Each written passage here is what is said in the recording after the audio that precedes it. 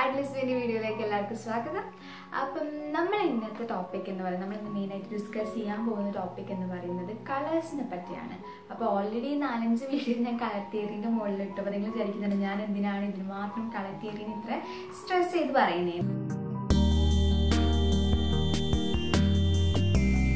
Colour എന്താണ്, colour തിയറിയുടെ concepts എന്താണെന്ന് correct ആക്കി മനസ്സിലാക്കിയെങ്കിൽ നമുക്കത് പെയിൻറ്റിങ്ങിലേക്ക് യൂസ് ചെയ്യാൻ പറ്റുള്ളൂ. ഇപ്പം നമ്മൾ സെൽഫായിട്ട് അല്ലെങ്കിൽ ഇമാജിൻ ചെയ്ത് പെയിൻറ്റ് ചെയ്യുമ്പോൾ നമുക്കറിയണമല്ലോ, ഏകദേശം ഒരു ഐഡിയ ഉണ്ടാവണം നമ്മൾ ഏത് കളറാണ് ചൂസ് ചെയ്യുന്നത്, എങ്ങനെയാണ് ചൂസ് ചെയ്ത് ചെയ്യേണ്ടത്, ഏത് കളറുകൾ ചൂസ് ചെയ്ത പെയിൻറ്റിങ് വൈബ്രൻ്റ് ആവുമെന്നൊക്കെ നമുക്ക് ഏകദേശം ചെറിയ ഐഡിയ ആയിട്ടുണ്ട്. അപ്പം ആ ഐഡിയയ്ക്ക് വേണ്ടിയിട്ടാണ് നമ്മൾ കളർ തിയറിയും കളർ കോൺസെപ്റ്റും ക്ലിയർ ആക്കുന്നത്.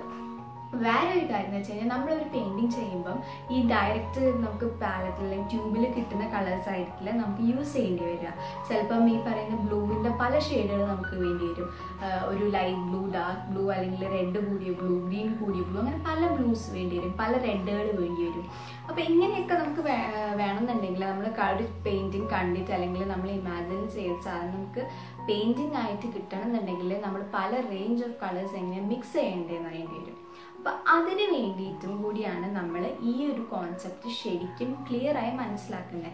അതുകൊണ്ട് തന്നെയാണ് ഞാൻ ഇതിൻ്റെ വീണ്ടും വീഡിയോസ് എടുത്തത്. അപ്പോൾ നിങ്ങൾ പലരോട് ചോദിച്ചു എങ്ങനെയാണ് നല്ലൊരു പെയിൻറ്റിങ് കമ്പോസ് ചെയ്യുക. കമ്പോസ് ചെയ്യേണ്ടതിന് മെയിൻ ഭാഗം അല്ലെങ്കിൽ മെയിൻ പോയിന്റ് എന്ന് പറയുന്നത് ഇതാണ്, നമ്മൾ കറക്റ്റായിട്ട് കളറുകൾ ചൂസ് ചെയ്യുക. Okay, warm bias painting, cool bias painting എന്താണെന്ന് നിങ്ങൾക്ക് കാണിച്ചു തരാം. മോസ്റ്റ് ബ്ലൂ ഷെയ്ഡ്സ് വരുന്ന, ഗ്രീനിൻ്റെ പല ഷെയ്ഡ്സ്, വയലറ്റിൻ്റെ പല ഷെയ്ഡ്സ് വരുന്ന പെയിൻറ്റിങ്സ് ആണ് കൂൾ പെയിൻറ്റിങ്സ് എന്ന് പറയുന്നത്. അപ്പോൾ ഇതാണ് കുറച്ച് കൂൾ പെയിൻറ്റിങ്സിൻ്റെ എക്സാമ്പിൾസ്.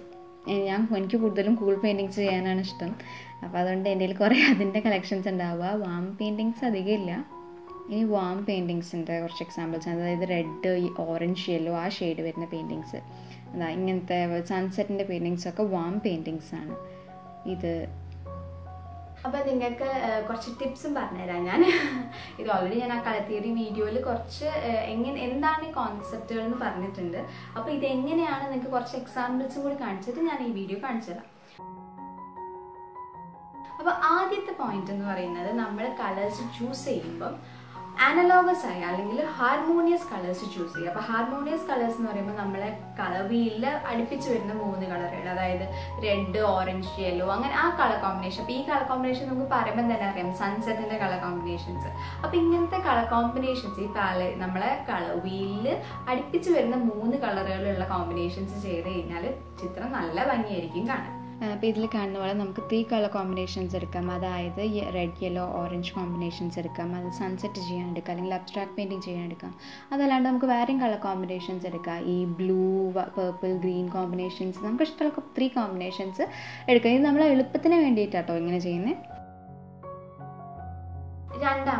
രണ്ടാമത്തേത് എന്ന് പറയുമ്പോൾ നമ്മൾ യൂസ് ചെയ്യുമ്പോൾ കോംപ്ലിമെൻ്ററി കളേഴ്സ് യൂസ് ചെയ്യുക. അപ്പോൾ കോംപ്ലിമെൻ്ററി കളേഴ്സ് എന്താണ്, അതിൻ്റെ മിക്സ് ചെയ്യാൻ പാടില്ല എന്നൊക്കെ ഉള്ളത് ഞാൻ ഓൾറെഡി കളർ തിയറീൻ്റെ വീഡിയോ പറഞ്ഞിട്ടുണ്ട്. അപ്പോൾ നിങ്ങൾ അത് കണ്ടിട്ടില്ലെങ്കിൽ നിങ്ങളത് പോയി കാണാം.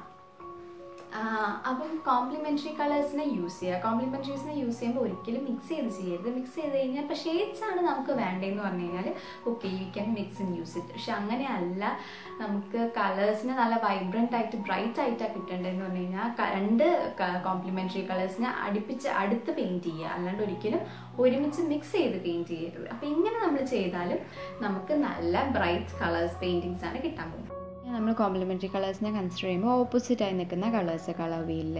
അപ്പോൾ ഇതിനകത്ത് നിങ്ങൾക്ക് കാണാം ആ ഡ്രാഗൺ ഫ്ലൈൻ്റെ ടെയിലും ആ ലീഫും ഒന്ന് ഗ്രീനും റെഡുമാണ്. അപ്പോൾ ആ റെഡും ഗ്രീനും കോംപ്ലിമെൻ്ററി കളേഴ്സാണ്. അപ്പോൾ അവർ മിക്സ്ഡ് അല്ല, പക്ഷേ സെപ്പറേറ്റ് ആയിട്ട് ചെയ്തപ്പോൾ ആ ചിത്രത്തിന് അതിൻ്റെ ഭംഗി കൊടുത്തു. അതേപോലെ ഈ മെക്കാവിന് ചെയ്തത് ബാക്ക്ഗ്രൗണ്ട് ഗ്രീനും മെക്കാവിൻ്റെ ഓൾമോസ്റ്റ് ആ ഭാഗം റെഡാണ്. അതുകൊണ്ടാണ് ആ പെയിൻറ്റിൽ ആ മെക്കാവ് എടുത്ത് നിൽക്കുന്നത്. ബാക്ക്ഗ്രൗണ്ടും ഇതും കോംപ്ലിമെൻ്ററി കളേഴ്സ് അതിനെക്കൊണ്ട്.